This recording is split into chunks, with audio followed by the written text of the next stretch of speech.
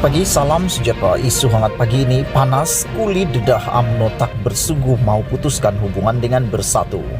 Berita sepenuhnya, pembentukan kerajaan baru tidak menunjukkan kesungguhan kepimpinan UMNO hari ini untuk memutuskan hubungan dengan Parti Pribumi Bersatu Malaysia Bersatu, sebagaimana yang dikehendaki oleh Perhimpunan Agung UMNO PAU 2020. Ahli Parlimen Gua Musang Tan Sri Tengku Razaliha Tengku Hamzah berkata, kerajaan pimpinan Perdana Menteri Datuk Seri Ismail Sabri Yaakob gagal menterjemah kehendak akar umbi yang menolak bersatu dalam sebarang bentuk kerjasama.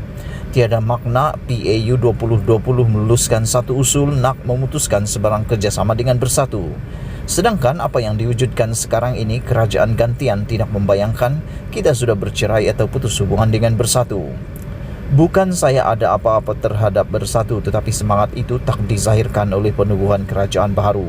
Nampaknya tak diterjemahkan sebagaimana yang dihasratkan oleh ahli-ahli di peringkat akar umbi, katanya dalam program OMG terbitan Malaysia Gazette semalam.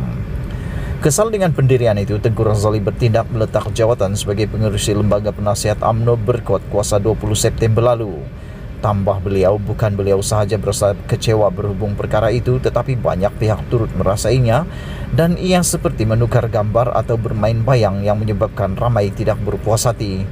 Menurutnya, apakah ini had kemampuan dan kebolehan UMNO pada masa ini?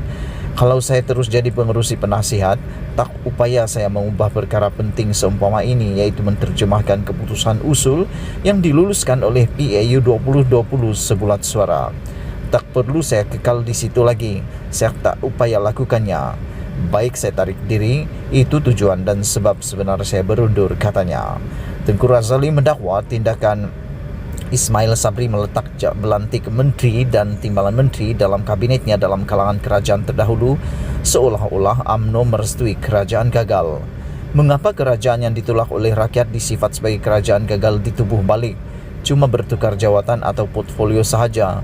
Menteri di Kementerian A pergi ke Kementerian B dan ada B ke A, ujarnya. Tengku Razali berkata, rakyat tidak bodoh dan tidak boleh diperbodohkan kerana banyak nyawa melayang akibat pandemik COVID-19. Kita serius, setiap hari beratus mati, kes jangkitan COVID-19 beribu, 17,000, 18,000 sehingga 22,000 pada satu ketika. Negeri-negeri pula naik beribu, Sarawak lebih 2,000 sehari, Selangor begitu juga. Saya rasa kita tak boleh main-main, ini tanggungjawab kita untuk menyelamatkan nyawa rakyat, katanya.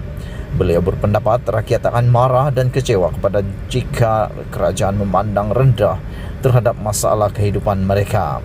Katanya langkah untuk mengatasi krisis kepercayaan rakyat terhadap UMNO hanya melalui PRU 15. Serah balik mandat kepada rakyat, biar rakyat menentukan siapa yang layak diangkat sebagai kerajaan baru. Itu sebaik cara ikut proses demokrasi. Kerana COVID-19, mungkin kempen pilihan raya akan berdedahkan. Banyak pihak yang terlibat dalam proses pilihan raya kepada jangkitan penyakit. Penyakit ini boleh membahayakan ramai rakyat. Mungkin kita cari jalan juga suatu hari nanti bagaimana kita dapat mengatasi masalah ini kalau kita mesti juga adakan pilihan raya dengan cepat, katanya. Berita penuh dari Malaysia Gazette dipetik dari MH Daily.